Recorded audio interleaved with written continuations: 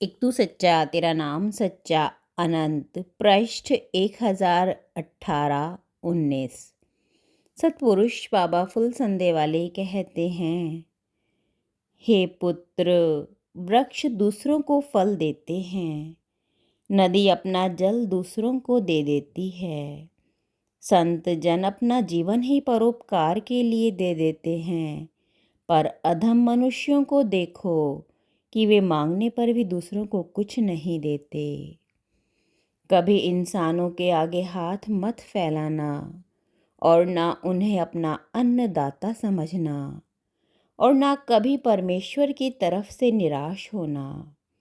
वह परमेश्वर अपने सच्चे भक्तों को रतन जवाहरात और आत्मा में शांति प्रदान करता है और झूठे लोगों को खोखला कर डालता है।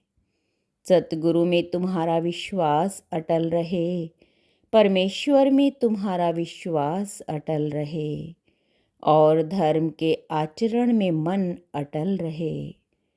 सच्चाई, प्रेम और करुणा तुम्हारी आत्मा का आभूषण बने। सतपुरुष कहते हैं, हे देवपुत्रों, एक बार एक फरिश्ता परमेश्वर के दरबार से परमेश्वर की आज्ञा लेकर दुनिया की सैर को निकला। संसार में जो कुछ उसने देखा वह उसे कुछ असंगत लगा। परमेश्वर के दरबार में लौटकर उसने शिकायत की कि हे परमेश्वर, तेरी दुनिया में तो मुझे बड़ी गड़बड़ी दिखलाई देती है। अमुक नगर में तेरे एक बड़े उपासक हैं जो एक पाक साफ और भले इंसान हैं। वो हर समय तेरे नाम की माला जपता रहता है, मगर बेचारा दाने दाने को मोहताज है। जबकि तेरा एक दूसरा सेवक है जो कि हरदम नाच रंग गाना बजाना स्वादिष्ट भोजन और अपने दोस्तों के साथ महफिलों में रहता है।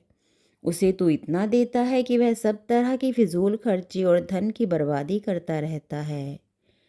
परमेश्वर ने फरिश्ते को आदेश दिया कि तू एक बार फिर जाकर देख, हो सकता है कि कहीं कोई गलती हो गई हो। फरिश्ते ने प्रार्थना की, है परमेश्वर, कृपा करके मुझे ये बताएं कि मुझे क्या और किस तरह उनकी परीक्षा लेनी चाहिए। आज्ञा हुई कि उन्हें तू अपना परिचय देना कि तू परमेश्वर के दरबार से आ रहा है। जब वह तेरे से यह पूछें कि परमेश्वर क्या कार्य करता है तो तू उत्तर देना कि परमेश्वर का काम हम सब फरिश्ते यानी देवता ही कर लेते हैं। परमेश्वर तो बैठे बैठे सुई की नोक में से ऊँटों को निकालता रहता है। फरिश्ता सर्वप्रथम उस परमेश्वर के उपासक के पास गया जो सदा परमेश्वर की नाम की माला जपा करता था। अपना परिचय देते हुए उसने बताया कि मैं फरिश्ता हूँ और परमेश्वर के दरबार से दुनिया की सैर को आया हूँ। इधर आया तो सोचा आपसे मिलता चलूँ। उस भक्त ने यथा सामर्थ फरिश्ते का आदर सत्कार किया, बड़े प्रेम से ईश्वरीय ज्ञान की चर्चा की। अंततः उसने जानना चाहा कि परमेश्वर क्या करते हैं, तो फरिश्ते ने वही उत्तर दिया कि परमेश्वर का काम तो हम फरिश्ते ही कर लेते हैं। परमेश्वर तो बैठे बैठे सुई की नोक में से ऊँटों को निकालते रहते हैं। इस बात पर उसे बड़ा आश्चर्य हुआ कि कहाँ सुई की नोक और कहाँ ऊँट, ये कैसे संभव है। काफ़ी देर बाद जब चर्चा समाप्त हुई तो फरिश्ते ने उससे विदाई ली। फिर फरिश्ता उस धनवान व्यक्ति के पास गया। वहाँ वही नाच गाने की महफिल जोर शोर से चल रही थी। फरिश्ते ने अपना परिचय दिया तो उस व्यक्ति ने अत्यंत उसका स्वागत किया और अपने पास बैठा लिया। जब महफिल समाप्त हुई तब उसने फरिश्ते से कहा कि आइए, आप पहले भोजन कर लें, फिर फुर्सत में बातें करेंगे। भोजन के बाद उसने परमेश्वर का धन्यवाद किया और फिर परमेश्वर की चर्चा और गुणगान किया। उसने फरिश्ते से पूछा, परमेश्वर क्या क्या करते रहते हैं।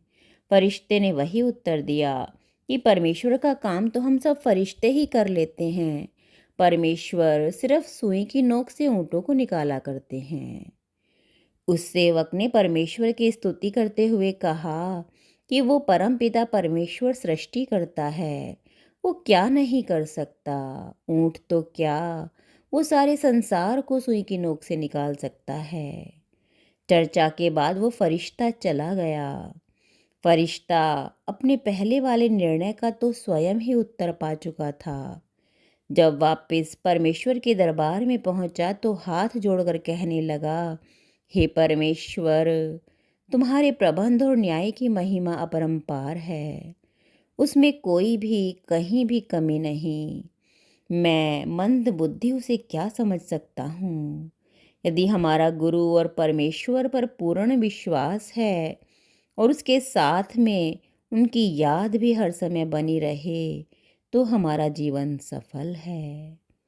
सत्पुरुष कहते हैं, हे पुत्र, तुमको जो दुख मिलते हैं वे तुम्हारी अपनी ही वजह से मिलते हैं। वह तुम्हारे ही कर्मों का फल है, भले ही वे कर्म आज तुम्हें याद न हो। एक तू सच्चा, तेरा नाम सच्चा।